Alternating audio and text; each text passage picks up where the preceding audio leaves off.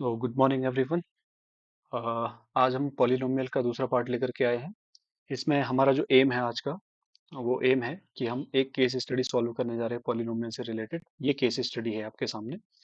बहुत ज़्यादा important case study है, बट मुझे लगा कि इससे पहले दो क्वेश्चंस, अच्छे लेवल के क्वेश्चंस छूट गए थे पिछले वीडियो में, तो उन दो क्वेश्चंस को इंक्लूड कर दिया जाए। उसके बाद मैं केस स्टडी सॉल्व करता हूँ, ठीक है। तो चलिए पहले इस क्वेश्चन को देख लेते हैं। ये कह रहा है कि हम आपको दो पॉलिनोमियल देते हैं। पहला पॉलिनोमियल ये दिया गया है आपके पास, x square plus p x plus q, और उसके बाद दूसरा पॉलिनोमियल दिया गया है ये 4x² - 5x - 6। इन दोनों के बीच के जीरोस का रिलेशन है। क्या रिलेशन है? The zero of this particular polynomial, पहले वाले पॉलिनोमियल के जो जीरोस हैं, they are twice the zeros of दूसरा वाला पॉलिनोमियल। ठीक है। तो इसके जो जीरोस हैं, ये दूसरे वाले पॉलिनोमियल के जीरोस के डबल हैं। ये पी की वैल्यू फाइंड आउट करने के लिए हमें बोल रहा है। ठीक है। तो हम एक काम करते हैं कि इस पर्टिकुलर पॉलिनोमियल के पहले जीरोस निकाल लिए जाए। ठीक है। ये वाले पॉलिनोमियल के हम जीरोस निकाल लेते हैं। तो इसको लिख लिया जाए पहले, इस पॉलिनोमियल को। तो ये पॉलिनोमियल है 4x² - 5x - 6। ठीक है। मिडिल टर्म स्प्लिट आप लगाएंगे, आप जानते हैं मिडिल टर्म स्प्लिट कैसे लगाना है। तो ये बन जाएगा 8 - 3 × x - 6। ठीक है। ये बनेगा आगे 4x² - 8x plus 3x - 6। Now you can take common, 4x आपका कॉमन आ जाएगा, तो क्या बनेगा? x - 2 प्लस 3 कॉमन आएगा, तो क्या बन जाएगा? x - 2। ठीक है। तो यहाँ से अब आप अगेन x - 2 को कॉमन उठा लीजिए, तो बचा हुआ टर्म आ जाएगा 4x प्लस 3। अब क्योंकि जीरोस निकालने हैं तो इसको इक्वल टू जीरो आप लिख दीजिए। एक बार हम x - 2 इक्वल टू जीरो लिखते हैं तो x की वैल्यू आ जाएगी प्लस का 2, और दूसरी बार हम लोग जो है 4x + 3 को जीरो के इक्वल लिखते हैं तो x की वैल्यू आ जाएगी -3/4। ठीक है। चलिए चलते हैं दूसरे पोलिनोमियल की तरफ। तो दूसरा पोलिनोमियल हमें क्या बोलता है? अभी बोल रहा है कि हम आपको दूसरा पोलिनोमियल देते हैं। दूसरा पोलिनोमियल है x² plus p x plus Q. ये बोला कि अब ये जो पोलिनोमियल है, ये जो हमने लिखा, ये पोलिनोमियल जो हमने लिखा, इसके जो जीरोस हैं वो पुराने वाले इस पर्टिकुलर पोलिनोमियल के ट्वाइस हैं। तो अगर इसके जीरोस को अल्फा और बीटा मान लिया जाए, तो इसका एक जीरो अल्फा मान लेता हूँ, दूसरा जीरो क्या मान लेता हूँ? बीटा मान लेता हूँ। तो अल्फा की वैल्यू क्या हो जाएगी? 2 टाइम्स पुराना वाला पोलिनोमियल का एक जीरो, और ऐसी बीटा की वैल्यू क्या हो जाएगी? 2 टाइम्स -3/4 हो जाएगी। ठीक है। इसको आप सॉल्व करेंगे तो क्या आएगा आंसर? इसका 4 बन जाएगा, इसका बन जाएगा -3/। अब देखो, अब इसने क्या बोला? पी की वैल्यू हमें फाइंड आउट करनी है। अगर पी की वैल्यू फाइंड आउट करनी है तो सीधा सीधा फंडा है, देखिए। अब क्योंकि आपको ये जीरोस पता लग गए, तो जीरोस का काम क्या है? पॉलिनोमियल को जीरो बना देना। तो एक काम करते हैं, एक बार एक्स की जगह 4 रखते हैं, दूसरी बार एक्स की जगह -3/2 रखते हैं, और इनका काम है इनको जीरो बनाना, तो हमारे पास दो इक्वेशंस बन जाएंगी। ठीक है। तो एक बार एक्स की जगह 4 रखते हैं, x इक्वल टू 4। एक्स की जगह जब 4 रखेंगे तो क्या बनेगा आपके पास? ये बनेगा सर 4 का square plus P into 4 plus Q. ये रखा। अब ये जीरो है तो ये पूरे पोलिनोमियल को जीरो बना देगा। तो ये क्या आएगा? 16 plus 4p plus q equals to zero. तो यहाँ से एक काम करते हैं, 4p plus q equals to लिख लेते हैं माइनस का 16, इक्वेशन नंबर 1। ठीक है। अच्छा चलिए चलते हैं आगे की तरफ। अब इसी तरीके से, सेम तरीके से आप क्या कीजिए कि एक बार x की जगह -3/2 रख लीजिए। ठीक है। तो x इक्वल टू हम रखते हैं -3/2। जैसे आप x इक्वल टू -3/2 रखेंगे तो क्या बनेगा? -3/2 का whole square plus p into x, x की जगह आ जाएगा -3/2 प्लस q इक्वल्स टू 0। ठीक है। तो ये बना कितना? 9/4 -3p/2 plus q equals to 0। ठीक। तो यहाँ से आप एलसीएम उठाइए। एलसीएम आ जाएगा आपका 4। एलसीएम आएगा 4। 4 एलसीएम आया तो ये बना 9 माइनस 2 2 जा 4, 2 3 जा, एक सेकेंड, यस, 2 3 जा 6p plus 4q equals to 0। तो आगे बढ़िए, ये बनेगा माइनस का 6p प्लस 4q, और 9 भी था आगे, 9 - 6p इक्वल टू 0। तो ये हो गया -6p plus 4q equals to minus का 9। ऐसा कुछ हमें देखने को मिल जाएगा मेरे ख्याल से। ठीक है। तो ये बनी इक्वेशन नंबर। अब आप इक्वेशन नंबर 1 और इक्वेशन नंबर 2 को एलिमिनेशन मेथड लगा करके सॉल्व कर दीजिए, ठीक है। इधर चलते हैं, इस पार्ट में मेरे ख्याल से ये आपको समझ में आ गया होगा, तो इस पर्टिकुलर पार्ट को मैं यहाँ से इरेज कर देता हूँ। जस्ट अ सेकेंड, इस पार्ट को यहाँ से इरेज कर दिया जाए सर, ताकि हमारे पास लिखने के लिए स्पेस बच जाए थोड़ा सा। यस, एक सेकेंड, थोड़ा सा एडजस्ट। तो स्पेस आ गया। अब एक काम करते हैं, पी की वैल्यू निकालनी है तो क्यू की वैल्यू को एलिमिनेट कर देते हैं, ठीक है।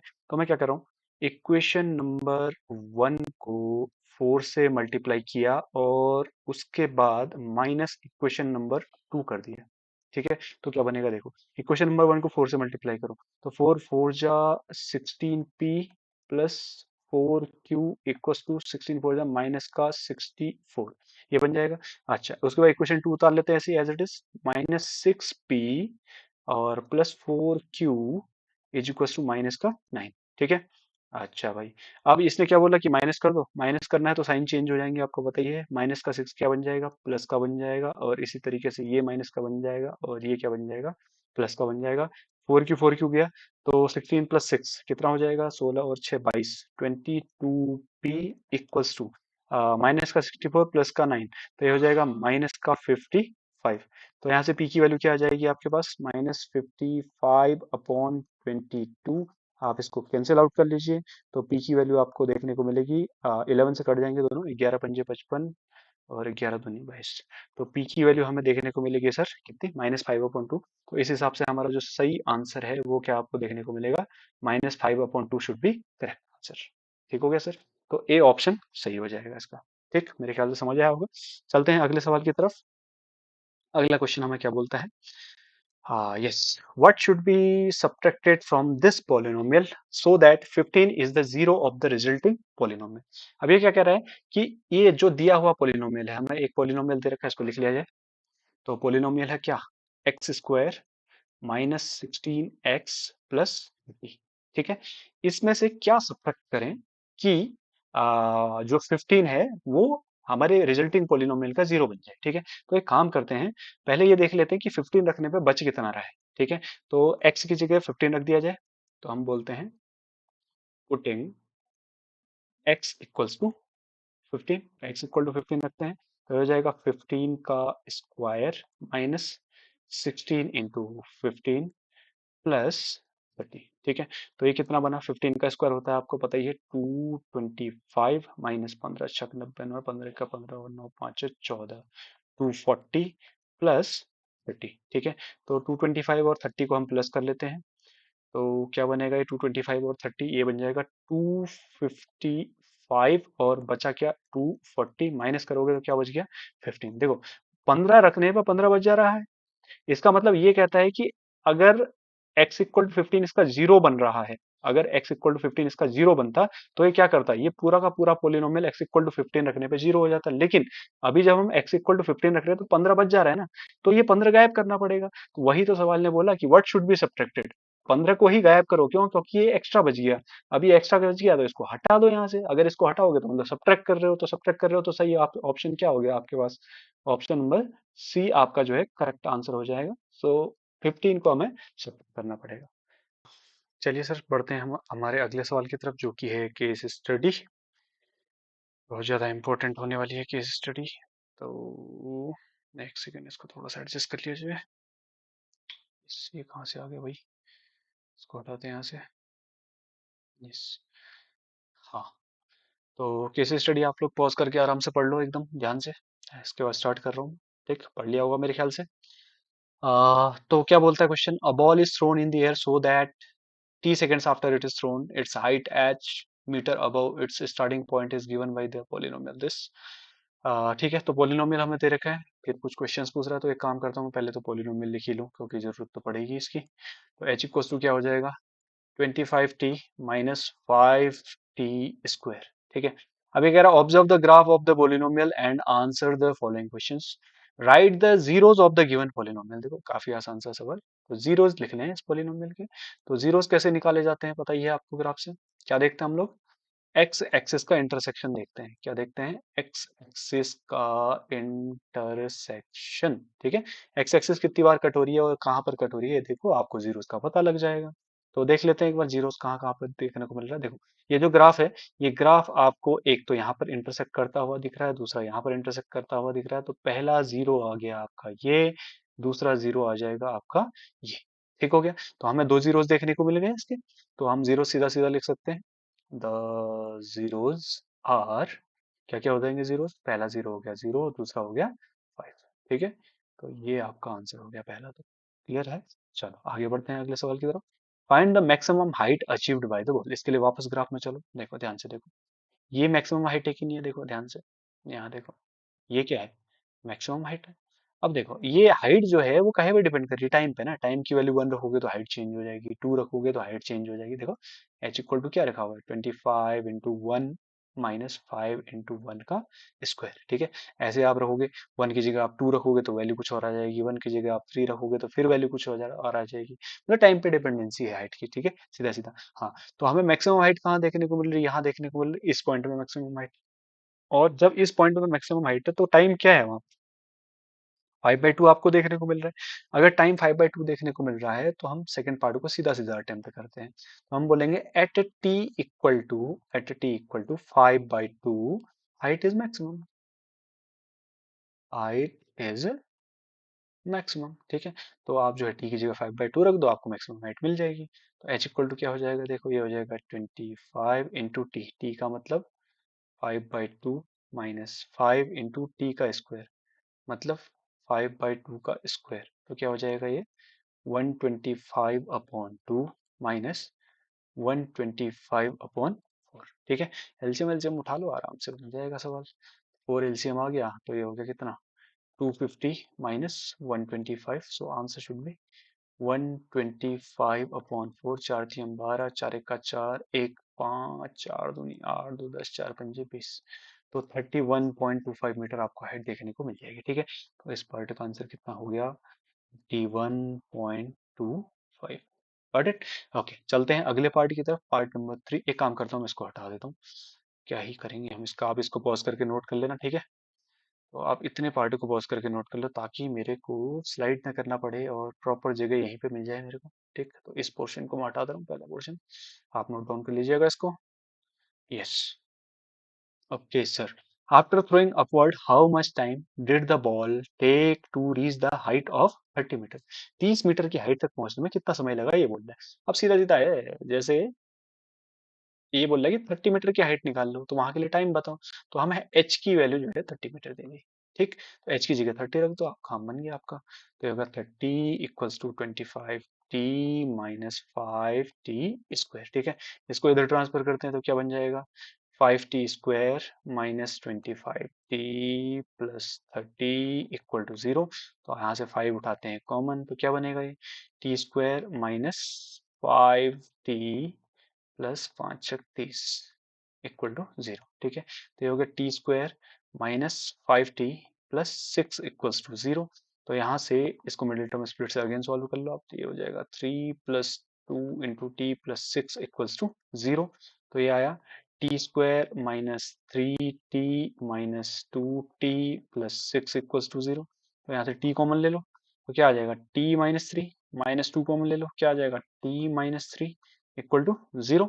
आगे बढ़ो, तो यहाँ से आया t-3 कॉमन, तो यहाँ क्या बचा? t-2 equal to 0। तो एक बार आप t-3 को रखें 0 तो t की वैल्यू आ जाएगी +3। इसी तरीके से एक बार आप t-2 को रखें 0 तो t की वैल्यू आ जाएगी +। ठीक है, तो दो टाइम की वैल्यू है, जो कि ऑब्वियस बात है आ सकती है टाइम की वैल्यू, बट देखो अभी इस क्वेश्चन को ध्यान से पढ़ना। ये कह रहा है after throwing upward how much time did the ball take to reach the height of 30 metre. मतलब थ्रो करने के बाद 30 मीटर की हाइट तक पहुंचने में कितना समय लगा? मतलब पहली जब 30 मीटर की हाइट तक पहुंची होंगी तो कितना टाइम लगा होगा। अब देखो सेकंड पार्ट में हमने क्या निकाली थी? Maximum height 31.25। और ये कब आई थी? जब टाइम को आपने 5/2 रखा था, मतलब 2.5 सेकंड रखा था। अब देखो 31.25 पहुंचने में 2.5 सेकंड, 5 सेकंड से लगते हैं, तो 30 मीटर पहुंचने में 2.5 सेकंड से कम लगेंगे।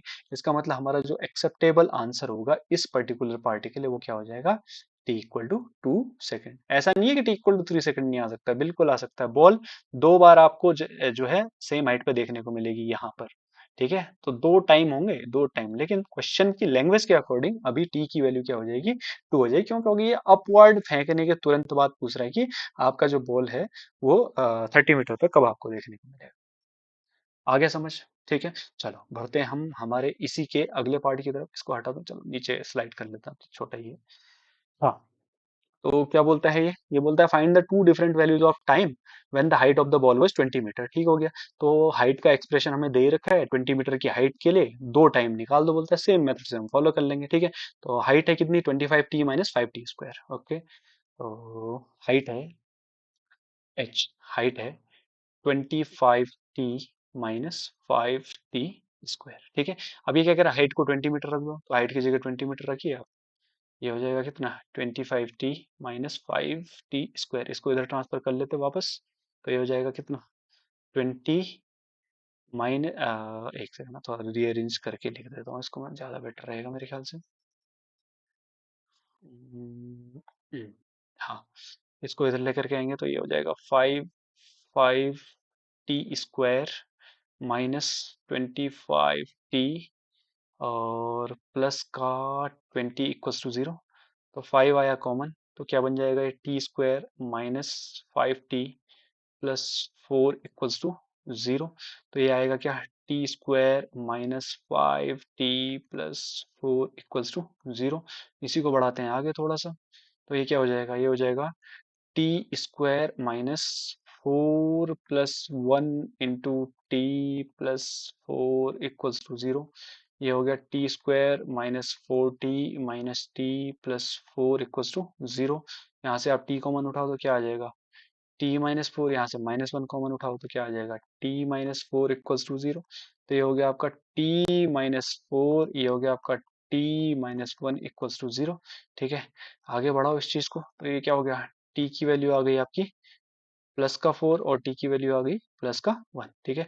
तो 2 टाइम की वैल्यूज आपको कुछ इस तरीके से देखने को मिल जाएंगी, t = 4 और t = 1। ठीक है। तो यहाँ पर हमारा पॉलिनोमियल का PYQ होता है खत्म इस केस स्टडी के साथ।